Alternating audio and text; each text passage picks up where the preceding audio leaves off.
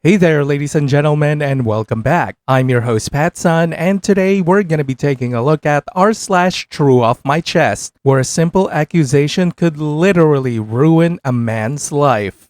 Let's begin. Today's story was posted by Reddit user FancyAnywhere4733. Okay, as a mild lurker on Reddit, I thought I would share my story and newest development in my life after 30 years. Might be a bit long, but will do my very best to give you context without too much fluff. Hope this is the right sub. So I lost my mom when I was 12 to breast cancer. So that just left me and my dad. It was a tough time, but we got through it together.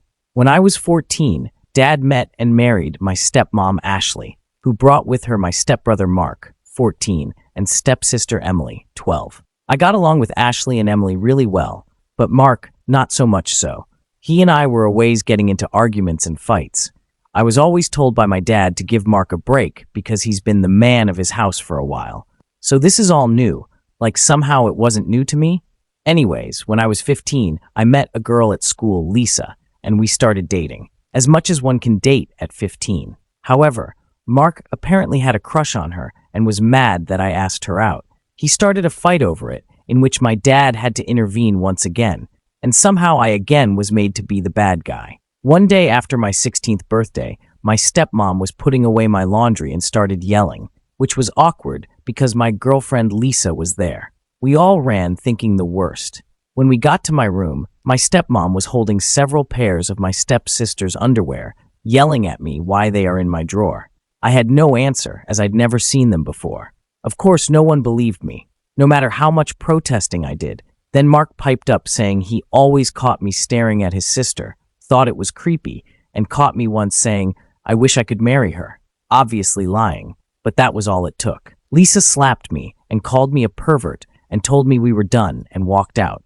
My dad grabbed me by the arm and threw me out of the house, yelling at me that he wasn't going to put his daughter at risk with a pervert. Not the word he used, but you get it. I banged on the door to be let in, crying and telling them it was all lies told by Mark. My dad apparently had enough. I heard the locks. He opened the door and shoved me to the ground and told me to get lost.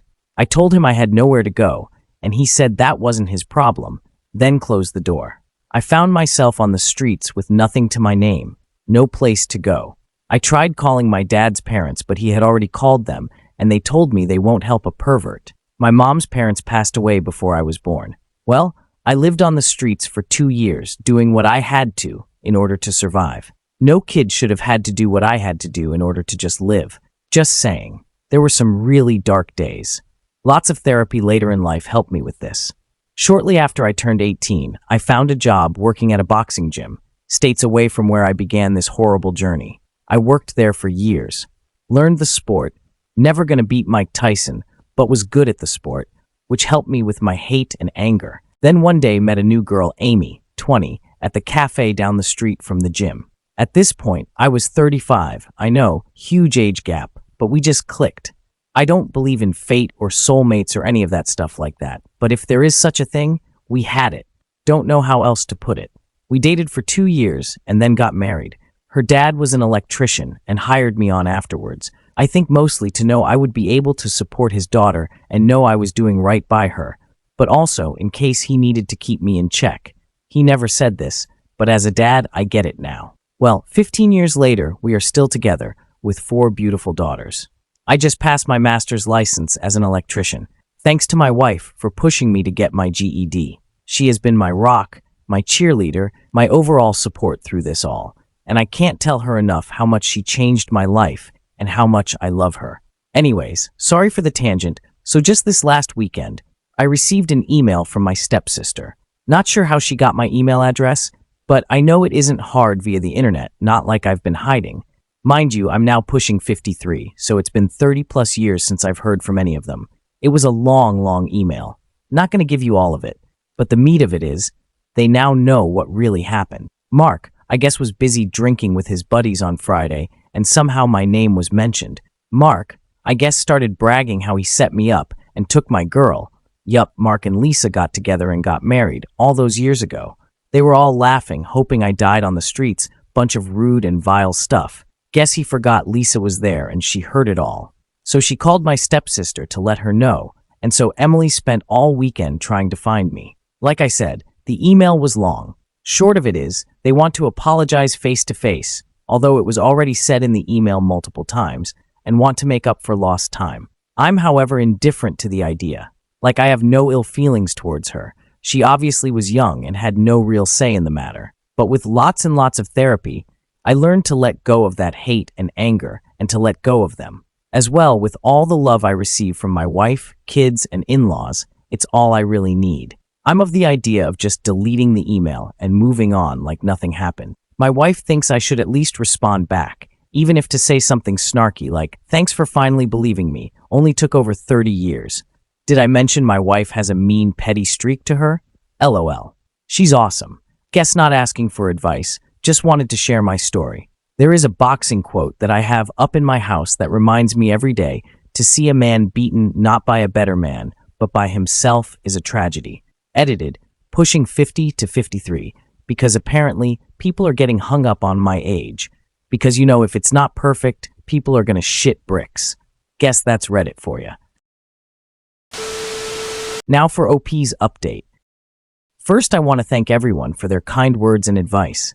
I wasn't looking for advice, just wanted a place to share my story. To those that gave me credit for overcoming everything, thank you. However, the wife thinks she deserves most of it. Lol. And in all honesty, she does. To those that think this is fake, it's Reddit. I get it. It is what it is. Most things have to be taken with a grain of salt. I shared my story. I can't make you believe me. But that's okay. If my story resonates and helps others know they can survive, then I'm happy with that. And that's all that matters. Okay, for the update. Gonna post most of the original email, as a lot of you have requested, kept out some deep personal info, but majority of it is there. Might have to break it up due to character limit. Plus, a response with the help of my wife. And also the help of others who made suggestions, which is good because I'm not that great at putting down in words how I feel without coming off looking dumb. She was able to make me sound less dumb, taking the family to the lake for the weekend to recharge and leave this all behind me. Thanks again to everyone. Dear Emily, I appreciate you taking the time to reach out to me, but I must be honest with you. The years of pain and hurt caused by the lies and manipulation by Mark and the betrayal by Dad have left deep scars that will never be truly healed. While I understand that you are now aware of the truth and are genuinely sorry for what has transpired, I find it difficult to simply forgive and forget. The betrayal and abandonment I experienced at the hands of my own family have left me with a sense of distrust and resentment that can never be overcome. The damage that has been done has impacted me in ways that you may never ever fully and truly understand. And the idea of trying to reconcile now feels like an insurmountable task. I have spent years in therapy trying to come to terms with the pain and deep trauma I endured, and I have worked hard to build a wonderful life for myself that does not rely on the presence or approval of those who turned their backs on me. While I am grateful for the apology and the newfound awareness of the truth, I do not feel compelled to rekindle a relationship that was built on lies, deception, and betrayal, especially after all these years. I have found peace and closure in distancing myself from those who caused me harm, and I do not see the need to reopen old wounds in the name of reconciliation. While I believe in the power of forgiveness, that isn't something I can give. I wish you all the best in your life, I really do, but I must prioritize my emotional health and self-preservation above all else.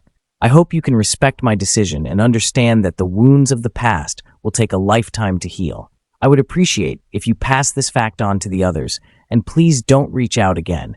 I must look to my future and not my past. Sincerely, OP. Short update.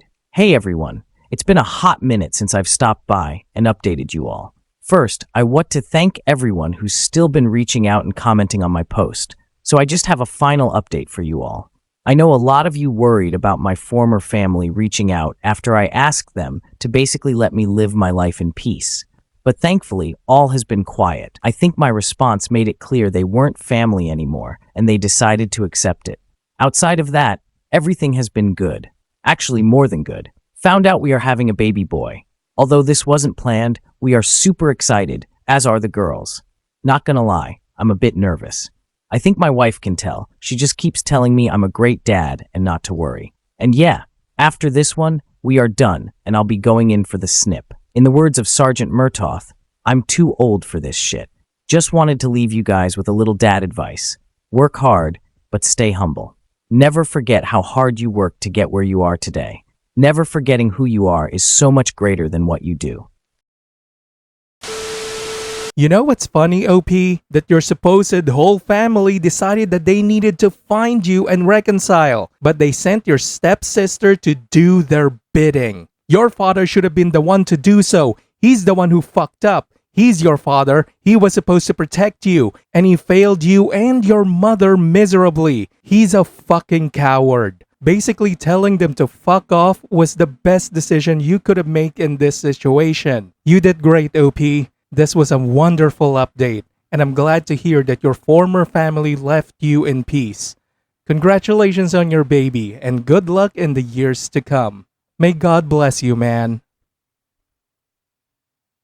Viewer support is the best way for me to remain independent and continue bringing you these daily videos, which will always be here on my channels for you to watch absolutely free. So please consider subscribing to me on Rumble and on YouTube. Both will be linked in the description box down below.